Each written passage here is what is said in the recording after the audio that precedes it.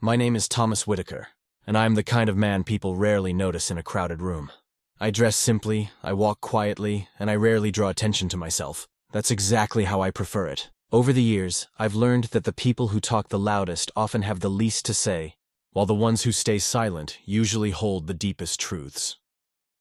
But before I continue with my story, let me ask you something important. Please subscribe to Extreme Revenge, because I have countless stories of betrayal and justice to share with you. And also, comment your country name below. I'd love to know where in the world you're watching from. Now, let's return to the story. That Saturday morning was unlike any other day in my life. It was the day my only daughter, Emily, was getting married. A father is supposed to feel pride on such a day, perhaps a bit of nostalgia, even a touch of sadness. But me, I felt a knot of unease sitting in my stomach, twisting tighter with each passing hour. Emily had always been my pride and joy. When her mother passed away in a tragic car accident 15 years ago, it was just the two of us left. She was 13 at the time, fragile, angry, and grieving. I made a vow that night at the hospital that no matter what life threw at us, I would protect her, provide for her, and ensure she grew up knowing she was loved. And I did. I worked double shifts at the construction company, spent sleepless nights managing side projects, and even sold the house her mother and I had bought together so Emily could attend the private school she dreamed of. She never knew how much I sacrificed, and I never told her. Because a father's sacrifices shouldn't be worn as medals. They should be invisible acts of love. For years, it was just Emily and me. I cooked for her, helped her with homework, cheered her on at her debates, and clapped the loudest when she graduated high school with honors. But somewhere along the way, things began to change. It started small. A dismissive tone here, an eye roll there. Then came the criticism. "Dad, why do you still drive that old truck? It's embarrassing. Dad, why don't you dress better? Everyone else's parents look professional. Dad, why can't you be more successful?" At first, I brushed it off. Teenagers, I told myself. They say things they don't mean. But by the time she was in college, Emily had grown distant. She surrounded herself with wealthy friends, dated men who flaunted expensive watches, and started to look at me not as her father, but as a burden. The final straw came when she introduced me to her fiancé, Matthew. He was tall, smooth-talking, and wore his arrogance like a designer suit. From the moment he shook my hand, I knew exactly the type of man he was. The kind who valued people only by the weight of their wallets. "Emily tells me you're retired now," Matthew had said with a smirk when we first met. "Not retired," I corrected him. "Just taking life slower these days." "Ah, I see. Living on savings." "Then." His tone dripped with condescension. Emily laughed at his comment. Laughed. That was the first time I realized she wasn't just drifting away from me. She was siding against me. And so, on the day of her wedding, as I straightened my modest brown suit and looked at myself in the mirror of the church bathroom, I couldn't shake the thought. I wasn't truly wanted here. I was a prop, an old man to be tolerated, not celebrated. The venue was extravagant, decorated with towering white roses, crystal chandeliers, and a grand piano in the corner where a man in a tuxedo played soft jazz. Guests sipped champagne as if it were water, their laughter echoing through the air like polished coins clinking together. It was the kind of wedding that screamed wealth and status, neither of which had anything to do with me. When I entered, I caught a few people's glances. Some nodded politely, others whispered. To them, I was the father of the bride, yes, but I was also the broke father, the one who couldn't possibly have contributed much to this spectacle. I kept my head high, though. I walked Emily down the aisle, my arm linked with hers, my heart heavy with memories of the little girl who once clung to my hand for comfort. She looked beautiful, radiant even, in her white gown. But when I glanced at her, she didn't meet my eyes. She kept her gaze forward, fixed on Matthew. And when the priest asked, "Who gives this woman away?" I said the words I'd dreaded for months. "I do." It should have been a moment of honor. Instead, it felt like surrender. The ceremony passed in a blur, but the reception, that was where everything truly began. The church bells had barely stopped ringing when the guests shuffled into the reception hall. A grand ballroom filled with glittering chandeliers, golden chairs, and tables adorned with centerpieces so tall you had to crane your neck to see the person across from you.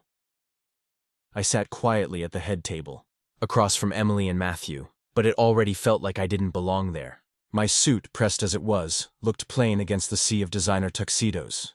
My watch, a simple timepiece I'd worn for 15 years, seemed invisible next to the diamond-studded wrists that glimmered around me. Still, I told myself this was Emily's day. My job was to smile, stay silent, and let her shine. The first hour was uneventful. The waiters served plates of lobster bisque and champagne flutes clinked in toasts. I tried to make polite conversation with the guests seated near me, but most only offered small smiles before turning their shoulders back toward one another, whispering in hushed tones. I could feel the judgment in their eyes, the unspoken question. How did a man like him raise a daughter like her? It wasn't the first time I'd felt out of place in Emily's world, but it was the sharpest. Finally, the music lowered, and the master of ceremonies announced that it was time for speeches. The best man went first, a long, rambling toast filled with jokes about college parties and Matthew's supposed brilliance. Then came the maid of honor, Emily's best friend, who tearfully recounted how Emily had always dreamed of a life of luxury, and how Matthew had made it possible. The guests laughed and applauded at every line, and then Emily rose. I leaned forward in my chair, my heart swelling just a little, hoping, praying that she might look at me and say something kind, something to acknowledge the years of sacrifice, the love, the bond we once shared. She raised her glass, her face glowing in the spotlight. Thank you all for being here to celebrate this special day with us. Matthew and I are so grateful to be surrounded by friends and family. She paused, her smile widening. I want to take a moment to talk about where I came from and where I'm going. My stomach tightened. Emily's voice grew sharper, laced with a performative edge meant for the audience rather than her heart. Growing up, things weren't always easy. My father did what he could. But let's be honest, we never had much. I remember feeling embarrassed when my friends had big houses, fancy vacations, and my dad, well, he drove an old truck and wore the same pair of shoes for years. A ripple of laughter moved through the crowd. I sat frozen, the glass in my hand trembling, she went on, her words slicing through me like knives. For a long time, I dreamed of a different life. I dreamed of marrying someone who could give me what I deserved, not just scrape by. And today, standing here with Matthew, I finally feel like I've achieved that dream. The crowd erupted in applause. Even Matthew grinned smugly, raising his glass in triumph. I forced a smile, though my insides burned. Emily wasn't finished. She leaned forward, her eyes gleaming with pride. And to my father, who did his best despite his limitations, I want to say thank you. You showed me what I didn't want my future to look like. And for that, I'll always be grateful. The room exploded in laughter. Glasses clinked, applause thundered. And I sat in silence, my throat dry, my heart shattered. The daughter I had loved, raised, sacrificed everything for, had just stood before an entire room of strangers and declared me a failure. A broke father, a cautionary tale, a joke. I felt my hands curling into fists under the tablecloth. My blood roared in my ears, and for a split second, I wanted to stand up and scream the truth. I wanted to shout that I wasn't broke, that I wasn't some pitiful old man to be mocked, because the truth was, I was worth far more than Emily could imagine. $33 million. That's what sat quietly in my accounts, growing steadily from years of careful investments, hidden from everyone, even her. But I bit my tongue. The timing wasn't right. This wasn't how I wanted to reveal it.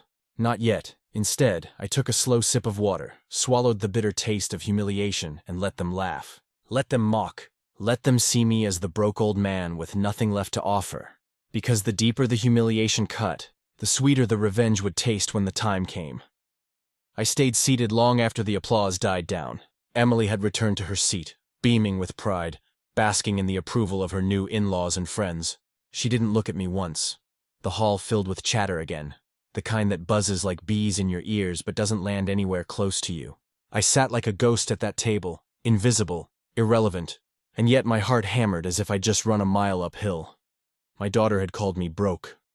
Not just privately, in anger or disappointment. No. She had dressed me up as a spectacle, dangled me like a piñata before a room full of people, and invited them to swing. And they had. The laughter still echoed in my head, and with every echo came a memory. Not of her new gown or the fancy champagne, but of the years behind us. I remembered her 5th birthday. We didn't have much, but I'd taken extra shifts at the plant just to afford the dollhouse she wanted. I stayed up late building it myself so she'd wake up to it, sitting there like magic in the living room.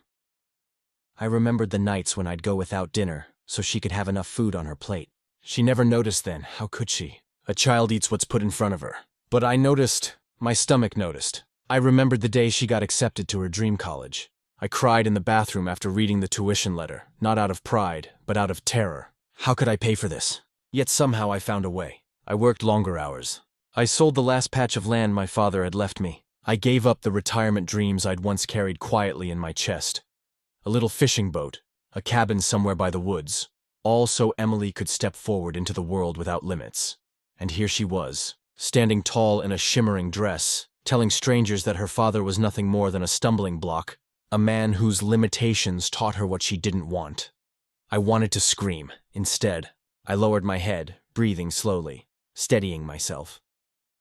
Across the table, Matthew's parents exchanged smug looks. His father, a broad man with a barrel chest, leaned over to whisper something to his wife, and they both chuckled while glancing at me. Their son had married up, and I had apparently raised down. I clenched my jaw so hard I thought my teeth might crack. I noticed something else too. Not everyone at that table was laughing. An older woman, a distant cousin perhaps, kept her eyes on me with a look of discomfort. A waiter refilling glasses paused near me for half a second longer than usual, as if sensing the tension. And in the back, near the doors, a few of my old friends from the neighborhood, men and women who had come out of respect for me, stared with tight lips, clearly unsettled. But Emily, she didn't care. She had gotten her laugh, her applause, her validation. The music started up again, pulling attention away from me, and the guests began to dance. Matthew twirled Emily across the floor like they were royalty. Phones came out, flashes lit up the room, and I sat there, nursing a glass of water, tasting the bitterness on my tongue. Inside, a storm brewed. It wasn't just about pride. It wasn't even about the money, though 33 million sat quietly under my name, enough to buy this entire ballroom twice over. It was about betrayal. I had given Emily everything. My time, my sweat, my dreams. And now, she had stripped me bare in front of the world and paraded me as a failure. That was the moment the decision settled in my bones, heavy but clear. This wouldn't go unanswered. Not tonight. No. Tonight I would wear the mask of silence. Let them dance and drink and mock the broke man in the corner. But soon, very soon, they would learn the truth. And it would not come in whispers or small gestures. It would come in a wave so undeniable that Emily, Matthew, and everyone else in this gilded hall would choke on their laughter. I raised my glass one last time, not in toast, but in silent promise. They thought I was broke. They thought I was small. But they had no idea what kind of storm a broke man could unleash when he'd been pushed too far. The music and laughter carried on long into the night, but I was no longer truly present. I moved through the motions like a man underwater. My body sat there. My face wore the mask of a polite guest. But inside, gears began to turn. Emily and Matthew danced as though nothing else in the world mattered. Their friends circled them, snapping pictures, clapping, cheering. Every so often, I caught Emily's eyes flicking toward me, not with guilt or hesitation, but with something worse, dismissal. It was as if she had filed me away into some cabinet labeled useless and locked the drawer for good. And that was when I understood something crucial. This wasn't a careless slip of the tongue. This wasn't a heat-of-the-moment mistake. This was deliberate. Emily wanted the world to see me as broken, irrelevant, poor. The woman I had raised had intentionally chosen this stage to sever ties with the man who built her life. The realization hurt far more than her words. But pain, when handled properly, can be forged into steel. As the night wore on, I excused myself early. No one seemed to notice. No one rushed after me. No one asked why the father of the bride was leaving before the cake had even been cut. I walked slowly to my car, the winter air biting against my cheeks, and sat behind the wheel for a long time. My reflection in the rearview mirror looked tired, worn, small. But my eyes told a different story. There was fire in them again. I didn't drive home. Instead, I went to the office. Most men my age would have retired long ago, but I never truly stopped working. My company, a set of real estate holdings and smart investments, had been quietly thriving for decades. Nobody outside my circle really knew how deep it ran. That was by design. I liked living modestly, liked keeping my wealth private, because it allowed me to see people clearly. When someone thought you had nothing, their true character shone through, and now Emily's true character was shining, ugly and sharp. I unlocked the glass doors of the office building, the hum of the security system greeting me like an old friend. My secretary, of course, wasn't there. Nobody was, but I didn't need anyone. I flicked on the lights, sat at my desk, and pulled open the file drawer that held my latest plans. On the top was a folder marked Palm Heights Acquisition. Inside were documents, contracts, and bank statements reflecting the fact that I had just closed on one of the most expensive residential developments in the city. $33 million, paid in cash. Emily had called me broke. If only she knew. For a moment, I considered calling her that very night, just to let her know, to shatter her smug smile with a few well-placed facts, but that would have been too easy, too small. No, the truth needed to be revealed at the right time, in the right way, with the maximum effect. So I set the folder aside and leaned back in my chair, fingers steepled. What did I want? Revenge, yes, but not the shallow kind. I didn't want to scream or fight. I wanted Emily to understand, truly understand, the depth of her mistake. I wanted her to feel the sting of shame the way she had made me feel it. And the best way to do that was simple. Let her believe her words had destroyed me. Let her grow comfortable in that lie. And then, at the right moment, strip it away and reveal the truth. A truth so big, so undeniable, that she would never recover from the humiliation. The next few weeks passed quietly, at least on the surface. Emily and Matthew left for their honeymoon in Paris. Social media posts painted them as the perfect golden couple. Expensive dinners, designer clothes, photos in front of the Eiffel Tower. I didn't comment, didn't call, didn't like a single post. Instead, I focused on my work. The Palm Heights property was just the beginning. I expanded aggressively, acquiring properties and assets under the radar, using shell companies where needed, pulling strings I had carefully tied over years of relationships. My net worth wasn't just large, it was massive. But still, I kept my modest little home. Still, I drove my old sedan. Still, I let the world think Thomas Reynolds was a quiet, humble, maybe even poor man living out his final years without much to his name.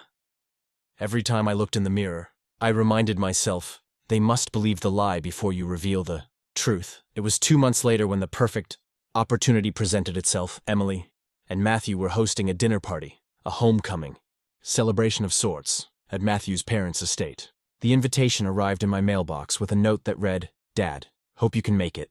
Don't worry, dress code is casual. Love, Emily." Casual. I stared at that note for a long time, trying to decide if the jab was intentional. A reminder, perhaps, that she expected nothing more than faded shirts and worn shoes from me. I almost laughed. Yes, I would attend, but not casually, not this time. The night of the dinner, I dressed in a custom-tailored suit, navy blue, cut to perfection, sharp enough to make me look like I belonged on the cover of a magazine. I wore polished leather shoes, a crisp white shirt, and a tie that had cost more than most people's entire wardrobes. As I stood before the mirror adjusting my cufflinks, I thought about the story I would tell, not with words, but with presence. I wanted Emily to see me, truly see me, for the first time in years, and when she did, her world would begin to tilt. Matthew's parents' estate glowed in the night as I drove up the long, winding road. The house itself was massive, lit with warm golden light spilling out of tall windows. Expensive cars lined the driveway. BMWs, Mercedes, a gleaming Lamborghini. I parked my modest sedan at the far end, stepping out slowly, letting the crisp night air fill my lungs. Heads turned almost immediately as I walked up the path. People noticed. They always noticed when someone walked with quiet confidence, and that night, I walked like a man who owned the ground beneath his feet. Inside, laughter and music filled the great hall. Guests mingled with wine glasses in hand. Matthew spotted me first, his smirk widening as if he'd found a new target. "Thomas!" he exclaimed far too loudly, drawing eyes toward me. "Glad you could make it. I was just telling everyone about our honeymoon. Paris, you know. Not cheap, but worth every penny," his friends chuckled. Emily appeared beside him, radiant in a designer dress, and for a moment her smile faltered. Her eyes ran over my suit, my polished shoes, my steady gaze. Something in her face shifted. "Dad," she said, her voice catching slightly. You look," I raised an eyebrow, "like I belong here?" Her cheeks flushed. The rest of the evening was a dance, not the kind with music, but the subtle kind, the unspoken kind. I didn't brag, didn't flaunt, didn't reveal my hand. But I carried myself with a composure that unnerved them. When people asked about me, I let slip small truths, Mentions of business deals, travels, connections. Always vague, but just enough to plant seeds. And as those seeds settled in, I could see Emily shifting in her chair, her confidence unraveling thread by thread. This was only the beginning. The storm was still gathering, and when it broke, it would leave her standing in the ruins of her own arrogance. That was the night I knew. Revenge wasn't just possible. It was inevitable, and it would be beautiful. The dinner at Matthew's parents' estate had been more than just a social gathering. It was a test, and judging by the way Emily's smile stiffened, the way her eyes kept darting to me as if trying to calculate something she couldn't quite grasp, I knew I had passed with flying colors, but that was just the beginning. The next day, the whispers began. It wasn't me who started them. It never had to be me. People draw their own conclusions when they see a man in a perfectly tailored suit, speaking with quiet confidence, hinting at deals and acquaintances that seem far beyond the reach of a so-called broke father. I went back to my office, sat at my desk, and carried on with my work as though nothing had happened, but beneath the surface I could feel the ripple effect beginning to spread. By the end of the week, Matthew called me. "Thomas," he said, his voice unusually careful. "Great seeing you the other night. You mentioned you'd been traveling recently. Where was that again?" I smiled at the phone in my hand. "Oh, just some meetings in Dubai and a stopover in Zurich. Nothing too glamorous." There was silence on the other end for a moment. "Right, Zurich, that's in Switzerland, right?" "Yes," I said simply. "The banks there are quite good at what they do." I didn't elaborate. I didn't need to. The silence stretched long enough for me to imagine Matthew's mind racing, trying to reconcile the image of the broke father Emily had painted with the man casually mentioning international banking meetings. "I'll let you go," he muttered finally. "We'll catch up soon." Over the following weeks, small cracks began appearing in Emily and Matthew's golden facade.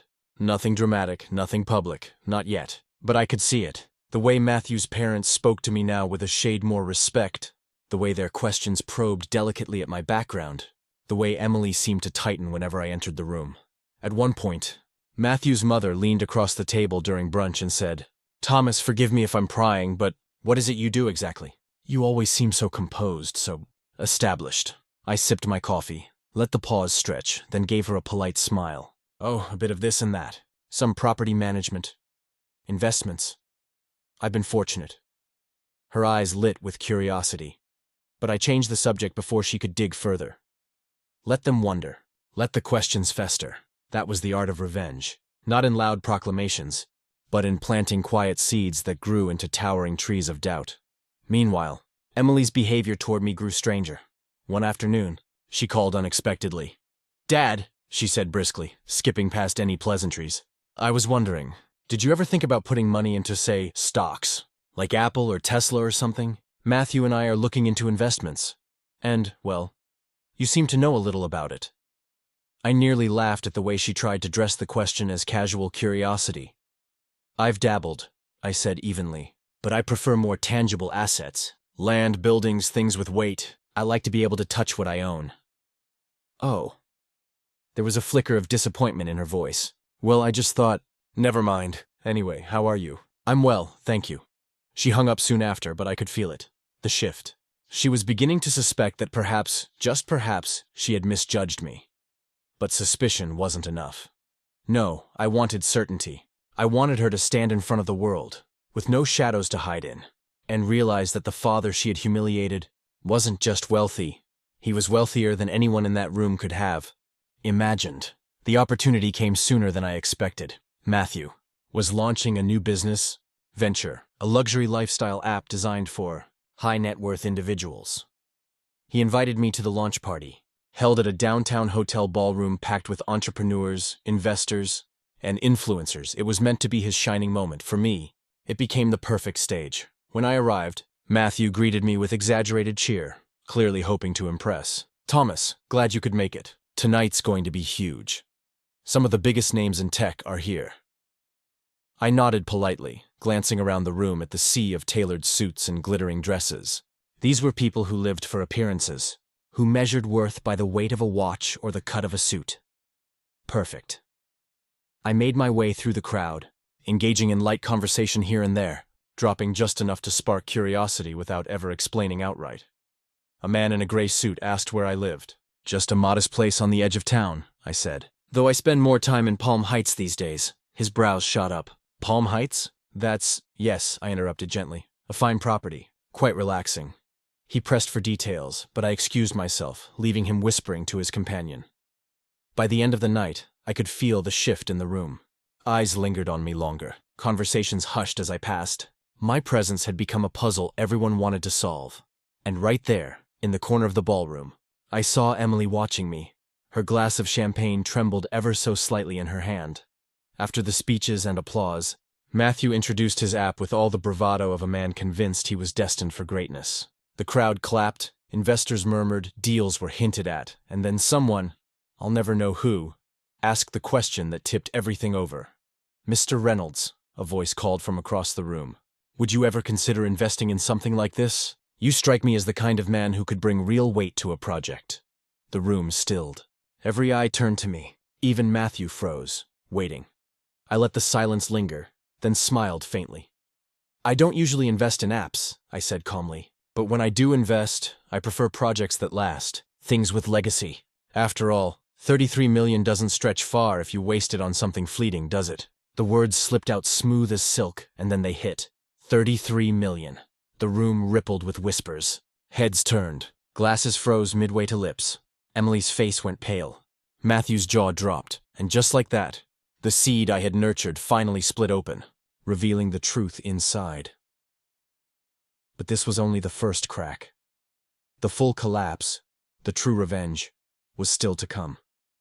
And when it did, Emily would remember every word she had spoken at her wedding, every cruel laugh, every insult, and she would wish with all her heart that she had never called me broke. The moment the words left my lips, 33 million doesn't stretch far if you waste it on something fleeting, does it? The ballroom seemed to stop breathing. I hadn't raised my voice. I hadn't slammed a fist. I'd simply spoken, calm and even, as though I were mentioning the weather. And yet, in that instant, everything changed. Emily's glass slipped from her hand and shattered against the marble floor. Matthew's face drained of color. The whispers spread like wildfire, crackling across the room as people leaned close to each other. Eyes darting between me and my daughter. 33 million. The number hung in the air like a thunderclap.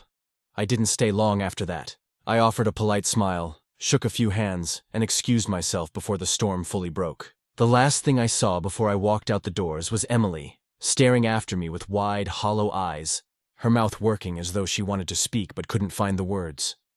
The days that followed were strangely quiet. No calls, no texts, no apologies. Emily had always been proud, too proud.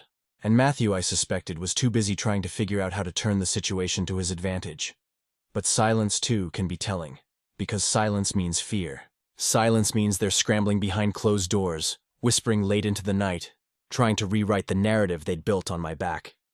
And soon enough, I received the invitation, a family appreciation dinner, Emily's handwriting on the envelope, a gathering of extended relatives, business acquaintances, and friends at the Whitmore Country Club, the most exclusive venue in the city. On the surface, it was a celebration of family unity, but I knew better. This was Emily's attempt to reclaim control, to rewrite the story before it spread too far. She wanted to stand me up in front of everyone again, smooth over the cracks, and reassert herself as the golden daughter, the successful wife. What she didn't realize was that I had already prepared for this moment. The night of the dinner, I arrived early. The country club glowed with warm golden lights, crystal chandeliers reflecting across polished marble floors. Valets rushed to park cars, waiters in white gloves carried trays of champagne. The air smelled of money and arrogance. I walked in wearing another custom suit, charcoal gray this time, crisp and sharp, and felt the eyes settle on me the moment I entered. Conversations faltered, heads turned, a ripple of whispers swept across the room. Emily was at the far end, radiant in a sparkling gown, her arm looped through Matthew's. Her smile was too wide, her laughter too loud. She was performing even now. When her eyes found mine, the smile flickered. I inclined my head slightly, then made my way to a table near the front. The stage was set. Dinner began with speeches, as these things often did. Matthew's father droned on about family values, about legacy, about the importance of unity. Emily nodded along, her face the picture of composure, but her hands gripped her champagne glass too tightly, and then, finally, Emily rose to speak. "My dear family and friends," she began, her voice clear and practiced, "we are gathered here tonight to celebrate not just our marriage, but the unity of generations. We are so grateful to everyone who has supported us, guided us, and helped us become who we are today." There were nods, polite applause. She continued, "And of course, I want to acknowledge my father. My father who, despite his limited means, has always been present in his own way." The words were daggers coated in sugar. I felt the room tense, people shifting uncomfortably, remembering the whispers from the launch party. Emily was trying to wrestle the narrative back under her control, to remind everyone of the version of me she wanted them to believe. But tonight, I wasn't here to sit quietly. I stood. "May I say a few words?" I asked. The room hushed instantly. Emily froze, her face caught between a smile and a grimace. "Of course, Dad," she said tightly. I walked slowly to the center, each step deliberate. When I turned to face the room, I didn't see strangers. I saw faces that had laughed at me, pitied me, whispered about me. I saw the very people who had clapped when my daughter had called me broke. And I felt no anger. Only a deep, steady calm. "Many of you know me as Emily's father," I began, my voice carrying across the hall. "And for most of my life, that has been enough for me. I have not sought recognition nor applause. I have been content to live quietly, to work quietly, to sacrifice quietly." I paused, scanning the room. But 2 months ago, at my daughter's wedding, something happened that changed everything. In her speech, a moment meant for love and joy, my daughter chose instead to call me broke, to laugh at me, to tell the world that she was glad to finally be free from me. Gasps rippled through the crowd. Emily's face turned crimson, her smile collapsing into a grimace. "And I stayed silent," I continued, "because that is what I have always done. I have carried my burdens in silence. I have worked through sleepless nights in silence. I have built in silence, all so that my daughter could stand where she stands today." My voice grew stronger, steadier, the weight of years behind it. "When Emily was little, I worked 3 jobs to put food on the table. When she wanted ballet lessons, I skipped meals to pay the tuition. When she dreamed of college, I sold land that had been in our family for generations just to make it happen. And when she walked down the aisle in that beautiful gown, I thought perhaps all those sacrifices had been worth it." My eyes locked with hers. But instead of gratitude, I received humiliation. The room was silent now, every face turned toward me, every breath held. I reached into my jacket and pulled out a folded document. The acquisition papers for Palm Heights. "This," I said, holding it up, "is the deed to a property I purchased earlier this year. $33 million. Paid in full. It is only one of many assets I have acquired quietly, over decades of work and sacrifice." A collective gasp rose from the crowd. Whispers erupted. Emily's face drained of color, her hands trembling. "And so," I said softly, "when my daughter called me broke, she wasn't just wrong about my bank account. She was wrong about me. She was wrong about the man who raised her. She was wrong about the value of love, of sacrifice, of family." I let the words hang heavy in the air. I do not need her approval. I do not need her applause. But I needed her respect. And tonight, in front of all of you, I am done asking for it. I turned then, not to Emily, but to the crowd. "Remember this," I said quietly. "The worth of a man is not measured in the size of his wallet, but in the size of his sacrifices. And if you ever forget that, then you are poorer than any man alive." For a long moment, silence reigned. Then slowly, people began to clap. A few at first, then more, until the hall thundered with applause. But Emily didn't clap. She sat frozen, her face pale, her eyes wide with something between shame and devastation. Matthew shifted uncomfortably beside her, his jaw tight, his hand clenched on the table. I looked at her one last time, then walked away. Not with anger, not with gloating, but with the quiet dignity of a man who had finally spoken his truth. That night, I drove home alone. And though my heart still ached with the wound my daughter had carved into it, I knew I had done what needed to be done. She had wanted to cut me down in public, and in public, she had learned the true weight of the man she had tried to bury. The man who had built her world, even as she tried to tear his down, and from that day forward, she would never again call me broke. Not because of the money, but because she finally understood the cost of everything I had given her. and the priceless value of what she had thrown away.